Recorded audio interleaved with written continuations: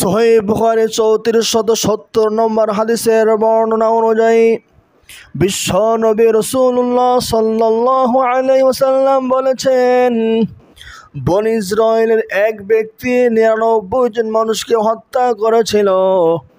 এরপর সে একজন পাদ্রীর কাছে জানতে চেয়েছিল আল্লাহ রব্বুল আলামিন তার এই সকল অপরাধ ক্ষমা করবেন কিনা।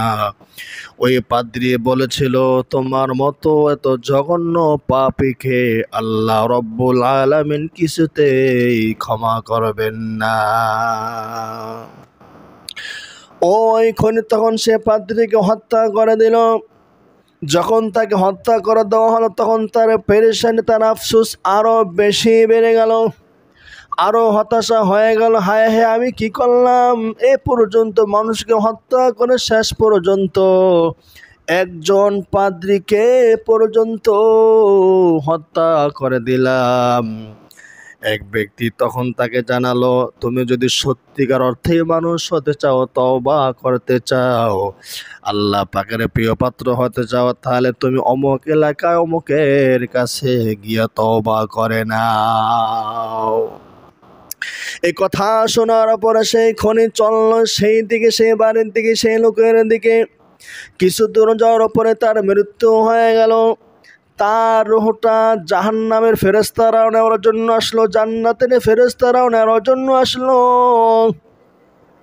দুই ফেরেশতারা তর্ক বিতর্ক করতে লাগলো।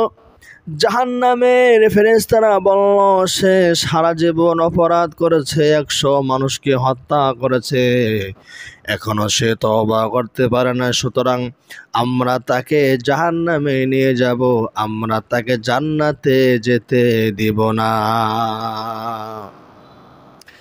আর জান্নাতে ফেরেশতারা বলল, সে যেহেতু অপরাধ করেছে আর এখন তওবা করার জন্য ঘর থেকে বের হয়ে গেছে, যদিও সে তওবা করতে পারে নাই, কিন্তু সে আল্লাহর রাস্তায় মারা গেছে, আল্লাহর রাস্তায় মৃত্যুবরণ করেছে, তওবার জন্য বের হয়েছে, আল্লাহকে পাওয়ার জন্য বের হয়েছে, আল্লাহর সন্ধান পাওয়ার জন্য যেহেতু বের হয়েছে, আল্লাহর রাস্তায় সে মারা গিয়েছে, সুতরাং আমরা তাকে জাহান্নামে যেতে দেব না, আমরা তাকে জান্নাতের মেহমান বানায়া দিব।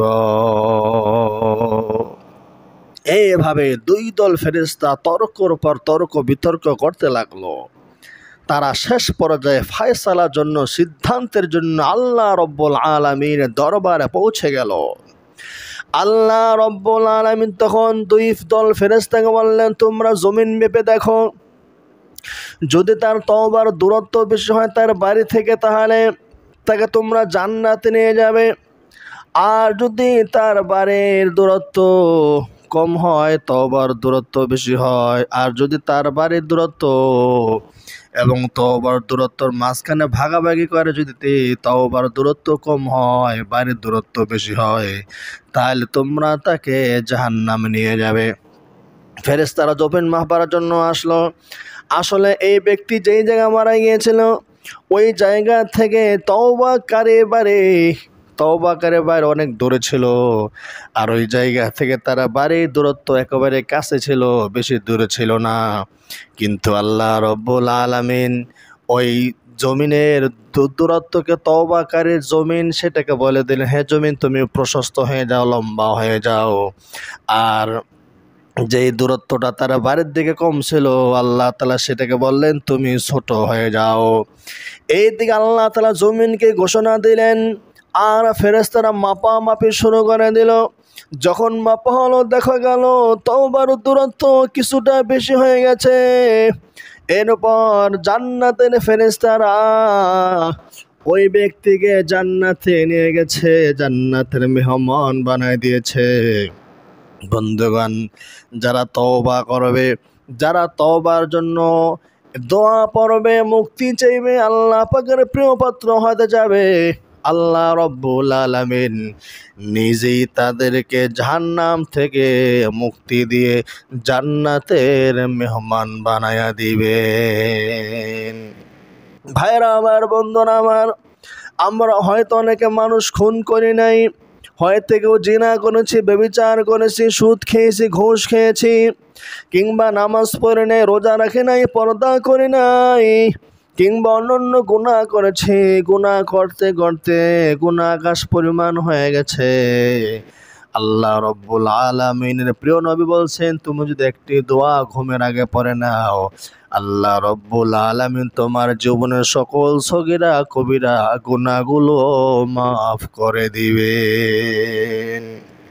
ভাইরা আমার, বন্ধুরা আমার, সেই দোয়াটি যেভাবে পড়তে হবে সঠিক নিয়মে যদি পড়তে পারি, আমার জন্য যদি জাহান্নাম অবধারিত হয়ে যায়, আমার কবরে যদি আযাবের ফেরেশতারা চলে আসে, আমার কবরে যদি সাপ বিচ্ছু চলে আসে, আল্লাহ রব্বুল আলামিন নিজেই আযাবের ফেরেশতা তাড়িয়ে দিবেন, সাপ বিচ্ছু তাড়িয়ে দিবেন। এই বনী ইসরাঈল ব্যক্তিকে যেভাবে আল্লাহ তাআলা নিজেই রক্ষা করেছেন, মুক্তি দিয়েছেন, আমি যদি একটি দোয়া সঠিক নিয়মে পরে ঘুমাতে পারি, তাহলে আল্লাহ রব্বুল আলামিন নিজেই আমার কবরের সকল আযাব গজব দূর করে জান্নাতের বাসিন্দা বানায়া দিবেন। যেই দোয়াটি বলবো সেই দোয়াটি এসেছে জামে তিরমিজির 3397 নম্বর হাদিসের বর্ণনা। বিশ্ব নবী সাল্লাল্লাহু আলাইহি ওয়াসাল্লাম বলেছেন, যে ব্যক্তি যখন বিছানায় যাবে আরাম করার জন্য, চাই রাত্রে হোক কিংবা দিনে হোক, বিছানায় আরাম করার জন্য যখন যাবে তখন বলবে, আস্তাগফিরুল্লাহাল্লাযী লা ইলাহা ইল্লা হুয়াল হাইয়ুল কাইয়্যুম ওয়া আতুবু ইলাইহি। আস্তাগফিরুল্লাহাল্লাযী লা ইলাহা ইল্লা হুয়াল হাইয়ুল কাইয়্যুম ওয়া আতুবু ইলাইহি। এই দোয়াটি 3 বার পড়বেন। এই দোয়াটির অর্থটা বলি, এরপর বলবো দোয়াটি কিভাবে পড়বেন, কোন নিয়মে পড়বেন। দোয়ার অর্থ হইল আস্তাগফিরুল্লাহ, আমি আল্লাহর কাছে মাপ চাই, তওবা করে আল্লাহর কাছে ক্ষমা প্রার্থনা করতেছি। আল হাই, যিনি চিরঞ্জীব, আল কাইয়ুম, নিজেই স্বয়ং প্রতিষ্ঠিত, ওয়া আতুবু ইলাইহি, এবং আমি তার কাছে তওবা করতেছি। এই দোয়াটি যখন পড়বেন তখন খাঁটি মনে খাঁটি নিয়মে দোয়াটি পড়বেন। খাঁটি নিয়মে কিভাবে পড়বেন? অতীতের উপরে যত গুনাহ করেছেন তার উপর লজ্জিত হবেন, অনুতপ্ত হবেন, আফসোস করবেন, হায় হায় আমি জীবনে কত পাপ করেছি, কত অন্যায় অবিচার করেছি, ওই অন্যায়ের কথা মনে পড়লে আমি লজ্জায় মরে যাই। এরকম লজ্জা আপনার ভিতরে আনবেন, তৈরি করবেন। এরপর আল্লাহর জন্য কান্নাকাটি করবেন, সে গুনাহ থেকে মাপ পাওয়ার জন্য, গুনাহ থেকে মাপ পাওয়ার জন্য কান্নাকাটি করবেন। কান্না না আসলে কান্নার ভান করবেন। নবীজি বলছেন, ইবকু ইবকু ওয়া ইল্লাম তাবকু ফাবতাকু, কান্না করো, যদি কান্না না আসে তাহলে কান্নার ভান ধরো। আল্লাহকে দেখাই দাও, আল্লাহ আমার কান্না আসছে না, কিন্তু আমি তো একেবারে ভেঙে একাকার হয়ে যাচ্ছি। আল্লাহকে দেখাবেন, কান্না করবেন, কান্না না আসলে কান্নার ভান করবেন। এরপর অতীতের সে গুনাহগুলো ভবিষ্যতে আর কখনো পুনরাবৃত্তি করবেন না, এরকম দৃঢ় সংকল্প আর প্রতিজ্ঞা নিয়ে যখন এই দোয়াটি 3 বার পড়বেন, আল্লাহ রব্বুল আলামিন আপনার জীবনের সকল সগীরা গুনাহ মাফ করার পাশাপাশি কবিরা গুনাহও ক্ষমা করে দিবেন। নবীজি বলছেন, এই দোয়াটি যারা 3 বার পড়বে তার সকল গুনাহ আল্লাহ তাআলা ক্ষমা করবেন। যদিও তার গুনাহ সমুদ্রের ফেনা বরাবর হয়, যদিও তার গুনাহ পৃথিবীর সকল গাছের পাতার সংখ্যা বরাবর হয়, যদিও তার গুনাহ পৃথিবীর বয়সের সমান হয়। সুবহানাল্লাহ। তাই ভাইরা আমার, বন্ধুরা আমার, এই দোয়াটি যখন পড়বেন বিছানায় যাওয়ার আগে পড়বেন, দিনের বেলা যখন বিশ্রাম নেবেন এই দোয়াটি পড়বেন, রাতের বেলা যখন আরাম করবেন, ঘুমাবেন এই দোয়াটি পরে তারপর ঘুমিয়ে যাবেন। আমরা মানুষেরা ঘুমিয়ে যাই, ঘুম হলো মানুষের জন্য মৃত্যুর মতো। মানুষ যখন ঘুমিয়ে যায় তখন তার আত্মাটা বের হয়ে যায়, আত্মা চলে যায়। মানুষ স্বপ্নে দেখে মক্কা মদিনায় ঘুরতেছে, বিভিন্ন রাষ্ট্রে ঘুরতেছে, বিভিন্ন কাজ করতেছে, অথচ সে তার ঘরে শায়িত আছে, ঘুমিয়ে আছে। বোঝা গেল সে যেহেতু স্বপ্নে দেখেছে মানে তার আত্মারা বিভিন্ন জায়গায় চলে গেছে। আত্মা দেহ থেকে আলাদা হয়ে যায় ঘুমের সময়।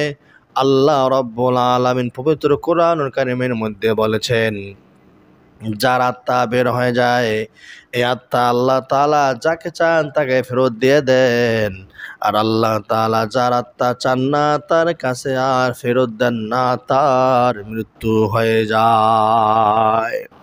এই জন্য ভাইরা আমার, বন্ধুরা আমার, আমরা যখন ঘুমিয়ে যাব ঘুমের পূর্বে এই দোয়াটি পরে ঘুমাবো। ঘুমের পূর্বে দোয়াটি পরে যদি ঘুমাতে পারি, ইনশাআল্লাহ আশা করা যায় ঘুমের মধ্যে যদি আমার মরণ হয়ে যায়, আমি একেবারে নিষ্পাপ শিশুর মতো মৃত্যুবরণ করতে পারবো। আমার আর আমল নামায় সগীরা কবিরা কোনো গুনাহ বাকি থাকবে না, কারণ আমি তো তওবা করে ঘুমিয়েছি, আমি ইস্তিগফার পরে ঘুমিয়েছি, আল্লাহর কাছে মাপ চেয়ে পবিত্র অবস্থায় ঘুমিয়েছি। এইভাবে যদি আমরা ঘুমাতে পারি, আল্লাহ রব্বুল আলামিন আমাদেরকে ওই বনী ইসরাঈলের ব্যক্তির মতো কবর আযাব থেকে রক্ষা করবেন, হাশরের ময়দান আযাব থেকে রক্ষা করবেন। আল্লাহ রব্বুল আলামিন আমাদেরকে তিনি নিজেই সকল আযাব থেকে রক্ষা করে জান্নাতের মেহমান বানায়া দিবেন। কবরের মধ্যে ফেরেশতারা সওয়াল করবে, প্রশ্ন করবে। সেই প্রশ্ন যদি আমি না পারি, আল্লাহ তাআলা আমার প্রশ্নের জবাব দেওয়ার জন্য আল্লাহ তাআলা ব্যবস্থা করে দেবেন। আল্লাহ তাআলা হয়তো আমাকে তৌফিক দিবেন, বান্দা তুই এইভাবে প্রশ্নের জবাব দিয়ে দে। আল্লাহ তাআলা শিখিয়ে দেবেন, জানিয়ে দেবেন, কিংবা আল্লাহ তাআলা অন্য কোনো ব্যবস্থা অবশ্যই করবেন। কারণ আল্লাহ তাআলা তওবাকারীকে ভালোবাসেন।